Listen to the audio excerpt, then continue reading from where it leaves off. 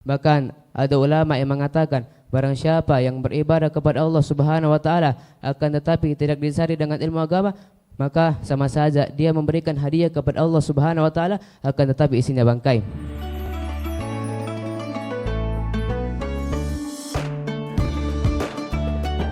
Alamin hamdan yuafi ni'mah yukafi mazida subhanaka la nuhsi sana'an 'alaika anta kama asnaita 'ala nafsik falakal hamdu hatta tarda wa lakal hamdu idza radit wa lakal hamdu ba'da ridha. Allahumma salli wa sallim ala sayyidina Muhammadin salatan wa salaman takunu usri yusran wa likulli da'in dawa'an wa likulli saqamin shifaan wa ala alihi wa sahbihi wa sallim. Wa qala rabbi shrah li sadri wa yassir li amri wa hlul 'uqdatam min lisani yafqahu qawli wa saddid lisani bi zahin nabi wa alihi.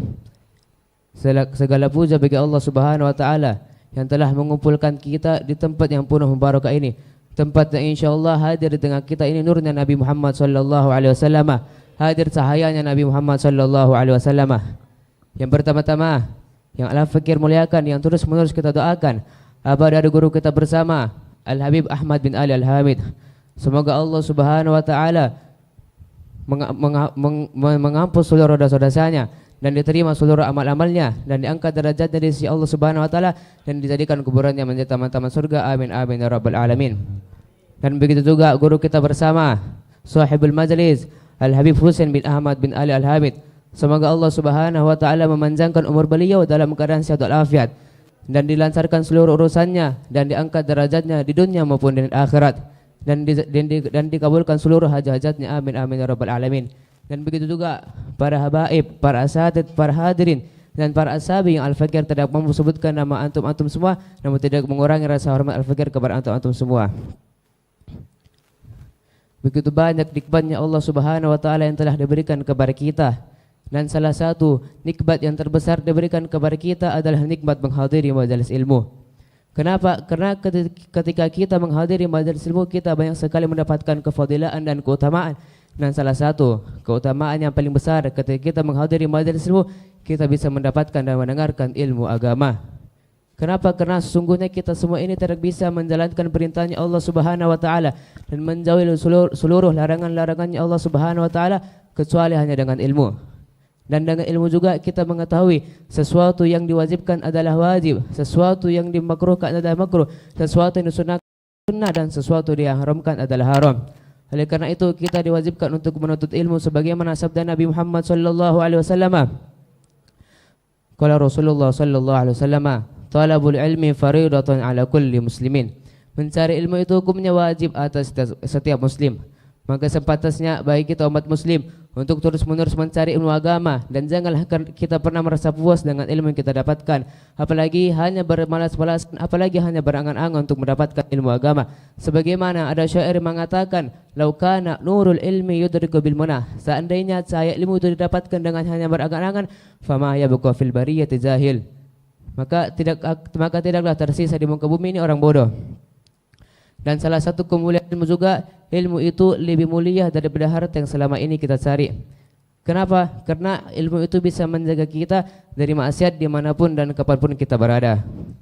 Contoh, seperti kita itu ingin menggosok sendal, tapi kita mengetahui menggosok sendal itu adalah sesuatu yang diharamkan oleh Allah Subhanahu wa taala. Maka kita tidak jadi melakukannya, maka yang menyelamatkan kita itu adalah ilmu.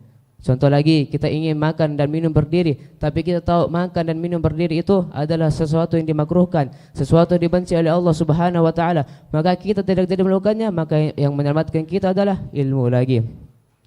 Sedangkan harta kita sendiri yang menjaganya. Bahkan harta pula bisa menerumuskan kita maksiat kepada Allah Subhanahu wa taala. Sebagaimana kita lihat di TV, di HP bahwasannya ada berita kakak membunuh adiknya sendiri dan adik membunuh kakaknya sendiri, tak lain tak bukan karena hanya memperebutkan harta dan harta. Oleh karena itu Sayyidina Ali karramallahu wajhahu pernah berkata, "Al-ilmu yahrusuka." Ilmu itu yang akan terus-menerus menjagamu dan sedangkan kamu menjaga sendiri hartamu. Begitu mulia ilmu para hadirin. Dan tahu kita para hadirin bahwasan selama kita istiqomah menuntut ilmu, rezeki kita itu dilipat gandakan oleh Allah Subhanahu wa taala. Sebagaimana sabda Nabi Muhammad sallallahu alaihi wasallam, "Innallaha takaffala li talibil ilmi birizqi." Sungguhnya Allah Subhanahu wa taala menjamin atau menanggung bagi penuntut ilmu itu rezekinya. Qultu Al-Habib Abdullah Haddad menjelaskan tentang hadis di atas, bahwasanya hadis tersebut menjelaskan tanggungan khusus bagi penuntut ilmu seperti kita semua ini setelah tanggungan umum bagi seluruh makhluk yang melata di muka bumi ini. Yang pada intinya rezeki penuntut ilmu itu lebih ditanggung oleh Allah Subhanahu wa taala 2 kali lipat daripada yang lainnya. Begitu beruntung kita menjadi penuntut ilmu. Dan Allah Subhanahu wa taala juga berfirman di dalam Al-Qur'an, Syahidallahu annahu la ilaha illa wal malaikatu wa ulul ilmi. Allah bersaksi kepada sesungguhnya para malaikat dan para orang-orang yang menuntut, para orang-orang yang mempunyai ilmu. Syuf para hadirin, bagaimana Allah Subhanahu wa taala menyamakan mereka orang-orang yang berilmu dengan para malaikat. Yang sudah jelas para malaikat itu maksum, terjaga dari dosa, dan sudah jelas juga keimanan malaikat dan manusia itu jauh berbeda. Yang dimana keimanan malaikat itu la yazidu wala yanqus, tidak berkurang dan tidak bertambah dan tidak berkurang pula. Akan tetapi keimanan manusia yazidu wa yanqus, kadang naik kadang turun. Akan tetapi kemuliaan malaikat tetap disamakan dengan orang-orang yang mempunyai ilmu. Begitu mulia orang yang mempunyai ilmu. Begitu banyak al-fakir yang sudah sebutkan kemuliaan ilmu, kemuliaan orang yang mencari ilmu dan kemuliaan orang yang mempunyai ilmu. Akan tetapi kemuliaan tersebut tidak bisa dicapai, diraih dengan hanya tanpa bersusah payah. Sebagaimana ada syair mengatakan, "Wa man talabal ula min ghairi kaddi adha'al umra fi talabil muhal." Barang siapa yang mencari sesuatu kemuliaan dengan tanpa bersusah payah, maka sama saja dia membuang-buang umurnya dalam mencari sesuatu yang mustahil. Sebelum penutup, saya ingin membawakan satu kisah. Jadi diceritakan dahulu oleh Syekh Muhammad bin Arabi bahwasannya dahulu ada seseorang ahli ibadah. Ahli ibadah ini kasir ijtihad fil ibadah, banyak berijtihad di dalam ibadah. Yang dimaksud banyak berijtihad dalam ibadah ini adalah mungkin kalau kita salat sunnah 2 rakaat, akan tapi orang ahli ibadah ini 1000 rakaat.